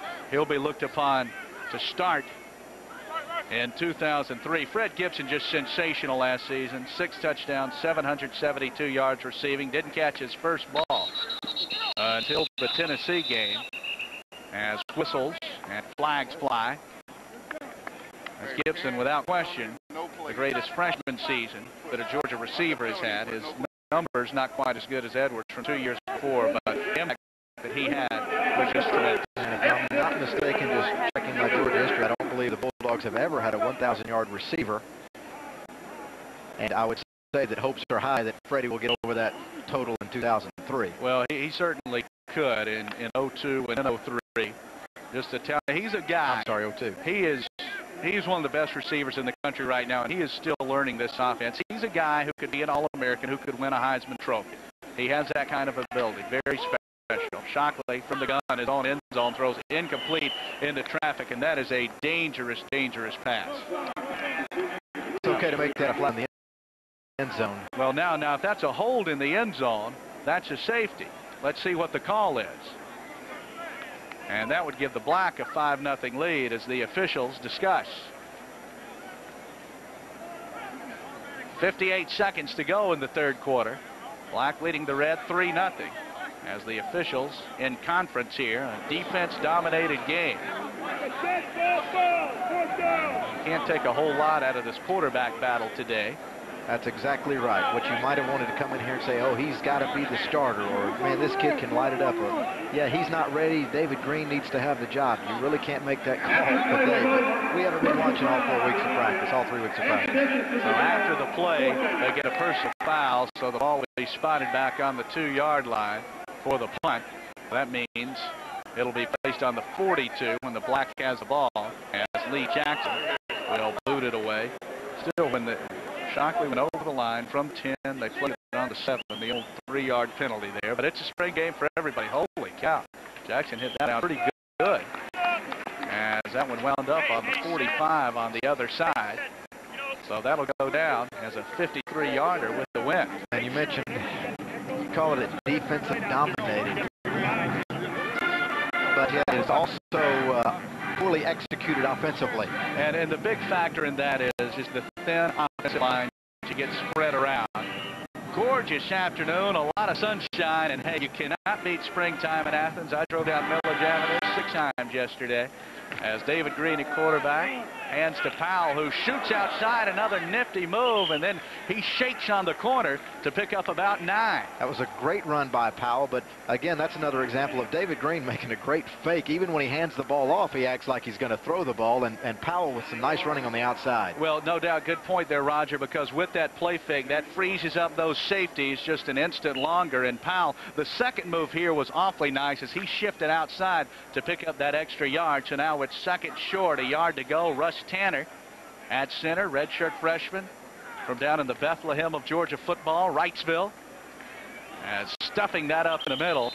A host of defenders from the Red is blowing that play up on John Huber. So you take Chris Clemens' number. And we've got a player down. Well, first injury of the day, and that's what you really worry about.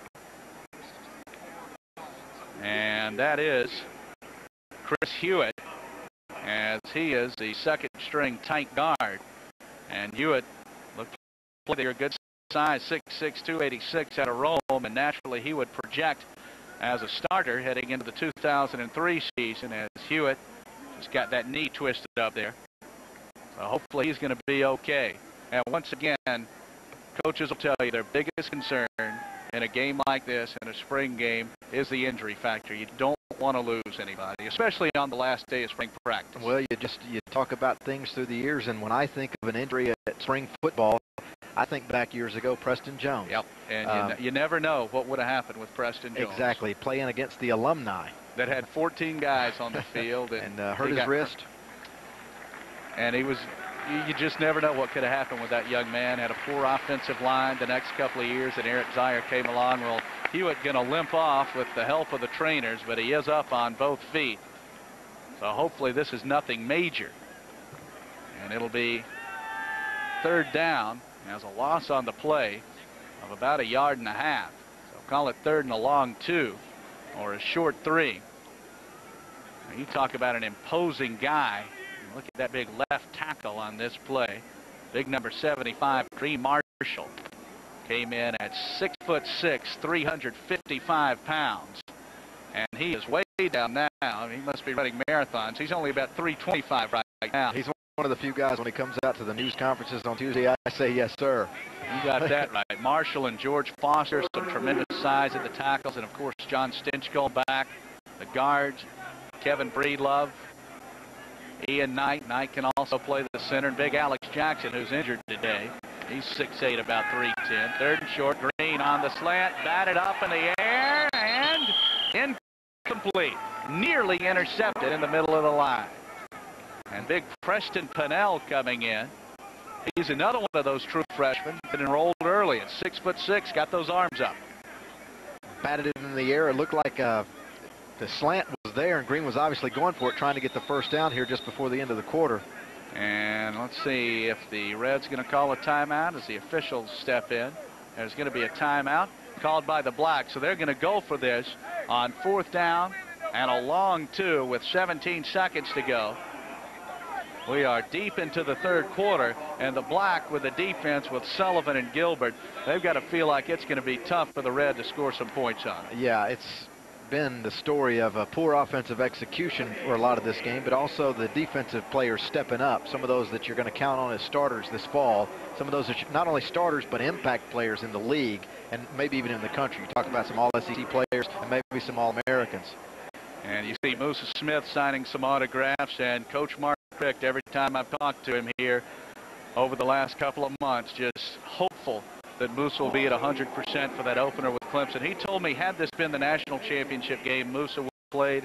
Had this been the Clemson game, he would have been questionable for it. Smith had that 49-yard touchdown run against Arkansas State in the season opener. That was the longest run of the year by a Bulldog back, and he can give you that home run threat. Smith runs awfully hard.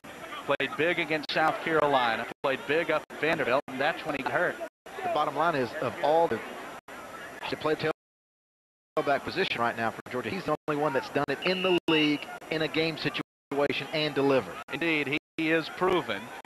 And let's see if the Black tries to get the ball to Ronnie Powell. Now, Damian Gary will be split out in a flanker position at the bottom of your screen. Play fake to Powell. Going to throw to his right, complete for a first, but flags all over the place as barreling out for the Black is big J.T. Wall, the big bruiser from down in Milledgeville, who goes 6 foot 258. Nice call that time. It gave Green the option, not the option, but it gave Green the opportunity to do the play action again, freeze those backers, hit the quick out, little hitch to the fullback, and get the first down. Now the Red pointing against the Black here. Now, if this is against the Black, I would imagine that they would try and punt instead of go for it on 4th and 7. Remember, it's steak and lobster or beans and franks. That's a false start. Now, those are those costly penalties. And Georgia had some big ones of those last. Remember the South Carolina game after Thornton's return? Musa brings it down inside the 1. The Dogs have a penalty, then just started going backwards. Yes, they did. So close to punching that one in. Brian Jordan in on that offensive line, not the former Atlanta Falcon. Or a former Atlanta Brave. Yes, and he will snap the football here. And Kilgo. Well, this one's on the 40, so he'll try and cough and corner this one. They'll play this one from where it lands.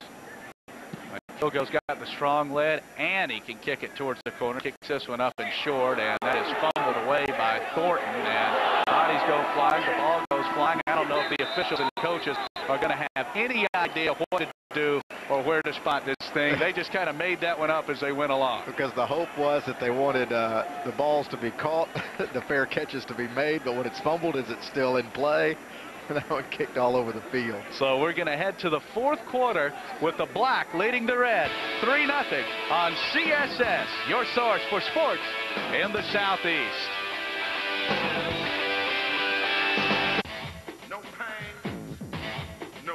It's time for spring football, and only CSS carries the games that you want to see. Watch your Auburn Tigers this Sunday at 9 p.m. Eastern.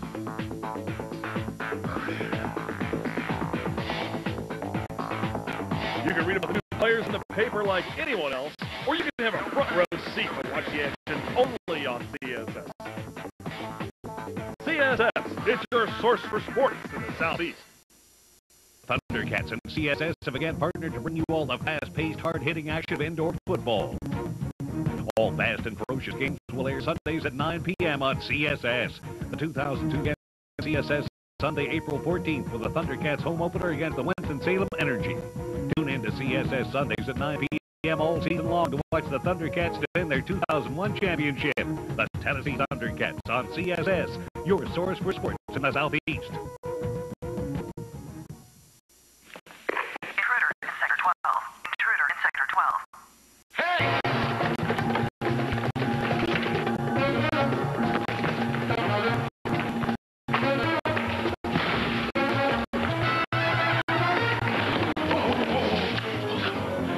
Can your security software protect your whole business? Sector 12 now secure. Not just pieces. Ours can. eTrust Security Software from Computer Associates.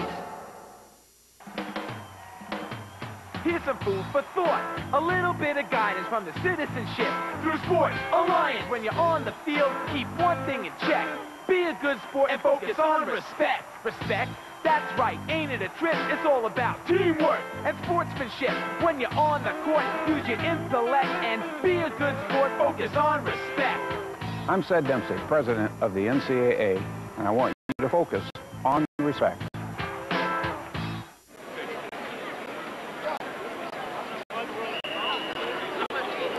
Black leading the red 3-0. Some more autograph stickers here on a gorgeous afternoon. This was supposed to be the story of the quarterbacks, both DJ Shockley and David Green. 1 out of 11 throwing the football, and another big play in the middle of that defensive line for the black as Shedrick Wynn came flying in as he stuffed Bruce Thornton, and the black with that 3-0 lead. And the red, as Hank Stram would say, not matriculating the football down the field. I'm very disappointed in the quarterback production today across the board. But a lot of that is what the defense is allowing them to do. So call this one 2nd and 11, and look out for Sullivan. He's lined up on the right guard, and he's got to push. This one is batted in the air and nearly intercepted. That was big Kenny Veal who got that big paw up there, and Veal, 300-pounder out of Cedartown. 300-pounder. How about 315 by big Kenny Veal? He's got some beef in there, and with Veal and Sullivan, who can play inside or out, going to line up at tackle for most of the year. David Pollock can play inside or the end. Robert Geathers, another guy injured for this game, made some big plays as a freshman, particularly the interception that turned that Kentucky game around. But you like seeing that defensive line surge back there. Yeah, you want the good push. Yeah, you got to have the push. As Shockley from the shotgun on 3rd and 11, pressured. White nearly got him, blocked behind him, throws complete on the run to Gibson, who gets stuck up on the 33.5 by Kentrell Curry, who has got a chance to be a dandy. And that is probably what fans expect when they hear DJ Shockley talked about. He's rolling to his left, the pocket breaks down a little bit. This was not a designed rollout. He just feels a little pressure coming from that side, so he rolls that way, around the pressure, throws off the opposite foot, finds one of the best receivers in the country. Veal got doubled on that one. Now push it up to the 35 on the spot, so give Shockley 16 on his second completion of the day. That one to the star Gibson. He fumbles this one. Busted play. Shifts back to his right, and now they're going to blow that one dead as coming in to make the play, Will Thompson. And those of you that might be just tuning in, the green he means don't hit him. And I'd put one of those on Fred. Kentrell Curry gave him a pretty good lick there. Boy, Gibson, what a year he had, starring for the football team. Did a terrific job for Coach Herrick's basketball team, which won the SEC East Division Championship. Mike Gilliam now into the red lineup at running back. Second and call at 14 as the ball placed on the 31. Black leading the red 3-0, 6:40 to go here in the fourth quarter. Showing blitz, and look out for Gilbert. Boy, did he get a push, and is that going to be a face mask? It will indeed on the shotgun sack, and Will Thompson picks that one up. And he had him dead to rights. The blitz coming from the other side, coming from Shockley's backside. And that's one of those plays where if this was a regular game, well, he might not have gone for the face mask, and Tony Gilbert just got tremendous penetration up front. And they're going to give a personal foul on this one. So that's going to push it up to the red, and that will be a first down. And that's a big play, as Shockley had lost 4 on the previous play, so Thompson gets a 4-yard tackle for loss and then a 15-yard penalty. And Brian Van Gorder not happy with that one, as the ball will be placed out at the red 46-yard line. Black leading 3-0.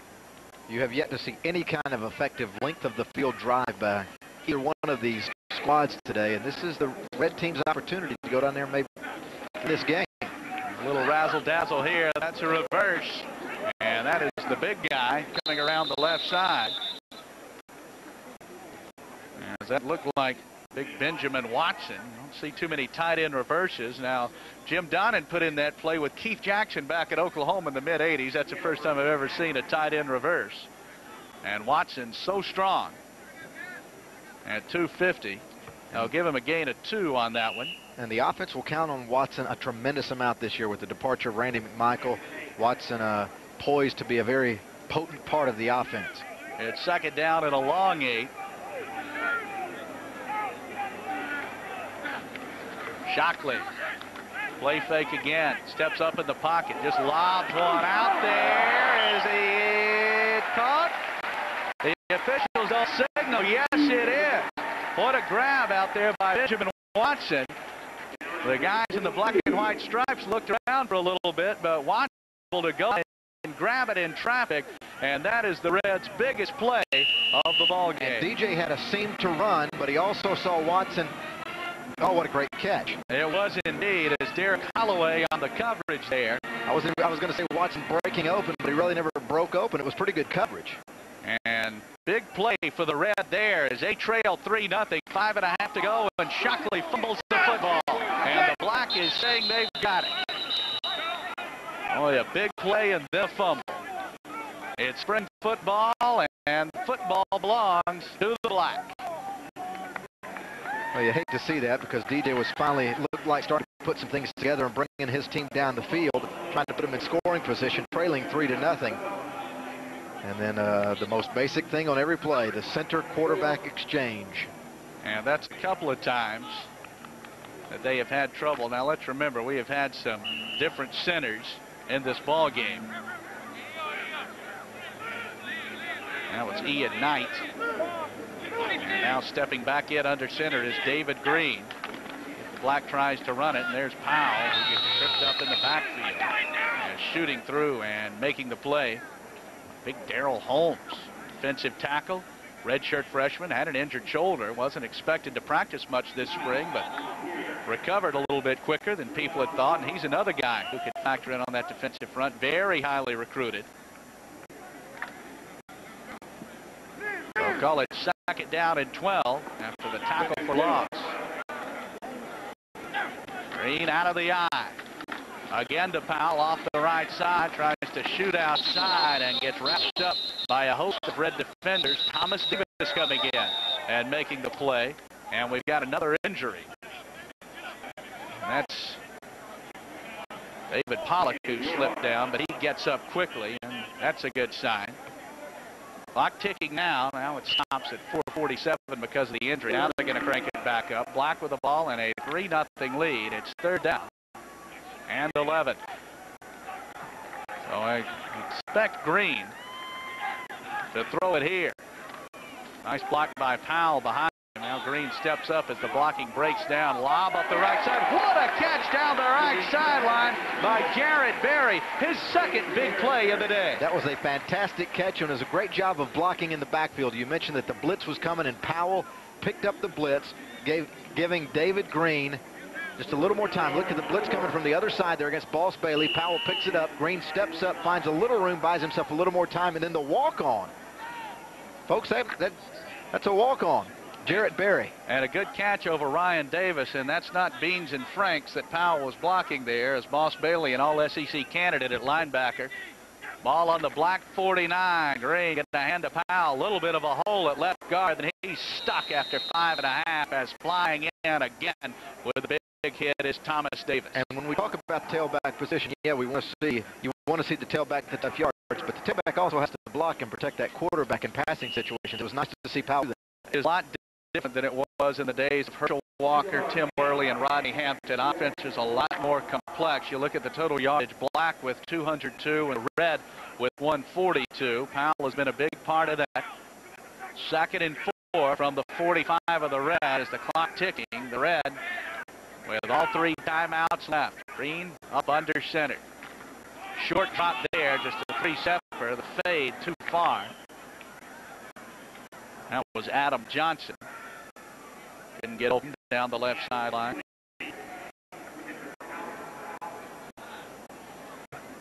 Now the black going to run guys in and out of there. And the clock stops, so now it's 3rd and 4. That was B.J. Albert, not Johnson. And that pass was intended for. Big J.T. Wall in at fullback. That's Powell at the tail. Powell off a deep handoff, little bit of blocking into the open field. Nifty move to his left, cuts back to his right, and finally gets dragged down after 12 and a first. If I had to pick a couple of things out of this game that I've liked so far, it's obviously some of the pressure that the defensive stars that we expect to be there are delivering, but Ronnie Powell has stepped up a little bit and he can do some stuff. And a big block there by J.T. Wall as took Chris Clemens out. That little sprint draw, and JT number 49, watch him. Take out Clemens, and boom, that gets you another 8 or 10 yards. Indeed, and Powell with a nifty move after the first contact. The single back. The clock 6 with minutes. Backfield ahead for the offensive shot. The red will at time. Now with 2:54 to play. Or I'm sorry, the black fighting the clock now. The red, I'm sorry. I'm getting it backwards, but it's Georgia. It is Georgia. Go Dogs. It's like Roger was saying. Go, go, go. No, get him, get him, get him. I always wondered, what's your ideal score? 24-3-0. You worry about your offense. 51-50. Worry about the defense. Back at Sanford Stadium. Black leading the red 3-0. 2:54 to go on CSS. Your source for sports in the Southeast. Intruder in Sector 12. Intruder in Sector 12. Hey!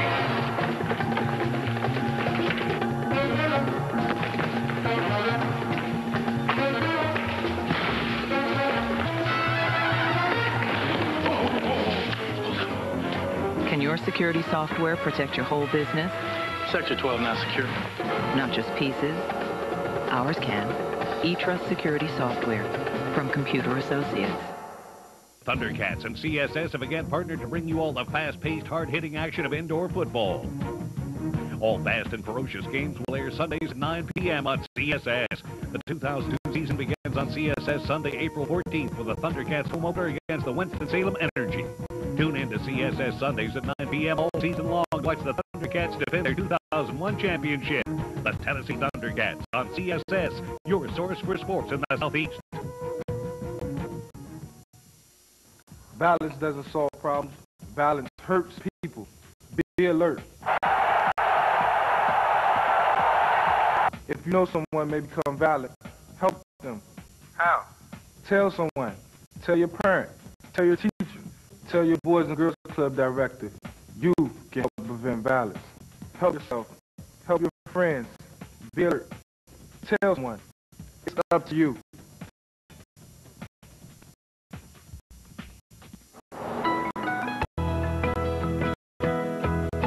Remember family vacations? Remember road trips? And do you remember the last time your travel plans were altered by a giant hamburger? Then you'll remember Shoney's classic All-American Hamburgers, strawberry pie, and ultimate hot fudge cake. So whether you're looking for a break, a meal, or a moment, remember Shoney's.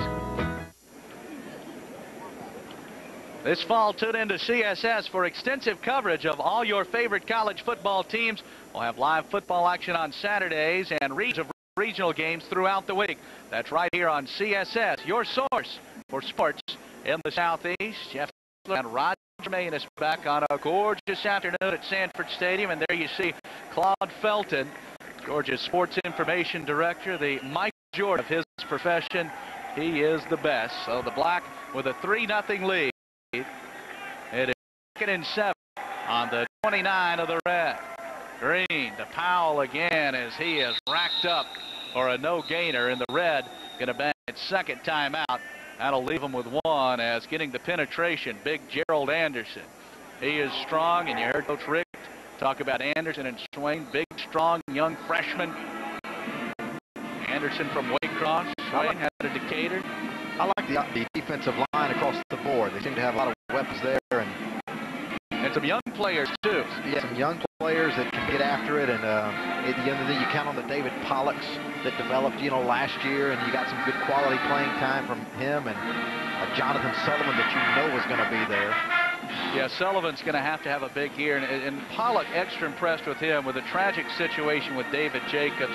He really stepped into that spot and filled the role and played very, very well, and Jacobs was having such an outstanding year, and he is really progressing along very, very nicely as Uga gets a ride, and the real Uga 6 on hand. Just a great crowd today. You heard Coach Dooley say this is one of the best he's seen in a long, long time, and I think a lot of people want to see Shockley and David Green throw for about 200 yards apiece.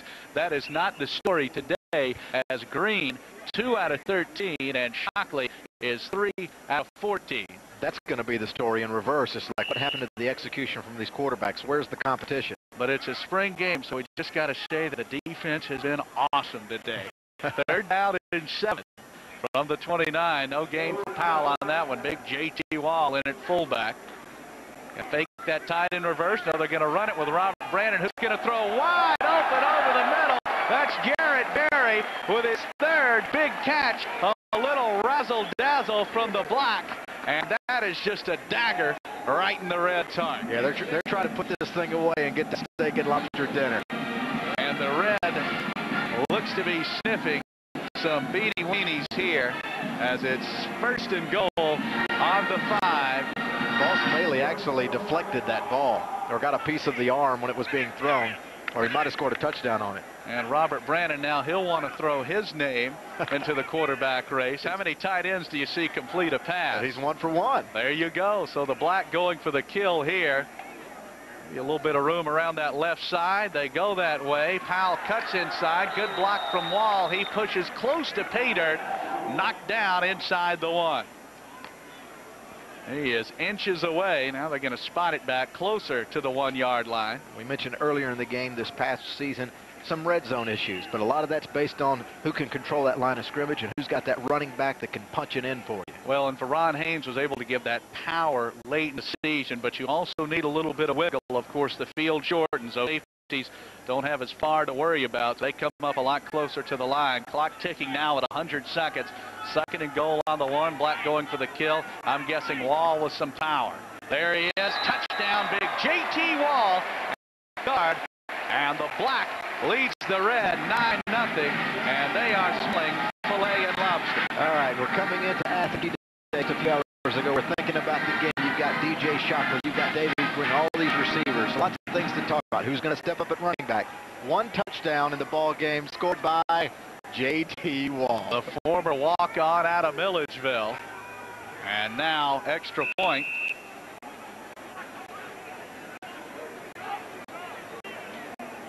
As the kick is away, and it is good by about 1.5 feet. That's John Lufton, who just got it over. Lufton, a walk-on out of Dallas, Georgia. He duffed that one, but it gets over in the Black with that 10-0 lead, and 1:34 to go. And J.T. Wall coming up with the lone touchdown of the game, just with sheer power off that left side as Bruce Thornton came in to try and get him. But right there with a good blocking, that's 258 pounds against 178 pounds. Yeah, that was good blocking, and J.T. ran to the right spot because he saw the matchup that favored him. And Shockley from the 25 will run it from the shotgun. Red with one timeout left. Black with a 10-0 lead. From the gun. Good pressure. Throws complete over the middle to Johnson out to the 42. So the Black dropping the secondary just a bit, and Shockley found a hole. And that pass was as accurate as they come. So Shockley will go from the gun again as the clock will crank back up. 1:25. Red with the ball down 10-0. Shockley throws long. Watson is bumped. That'll be interference. Great protection that time for DJ, and Watson was running the route. DJ saw him. Great protection. He stepped up, fired, and you're going to have the flag downfield. And Kentrell Curry with the interference. Good protection in the middle from Ian Knight to center. Just look at the pocket. It's there. Set up perfectly. Shockley got his feet set. Ball fluttered on him just a little bit. And Curry coming over. Now in that situation defensively, especially with a 10-0 lead, better safe than sorry. He'll take the interference instead of tiptoeing a little bit and giving up a long gainer, as it's the 15-yard penalty. And the ball will be spotted on the 44-yard line of the Black. Shockley will again go from the shotgun.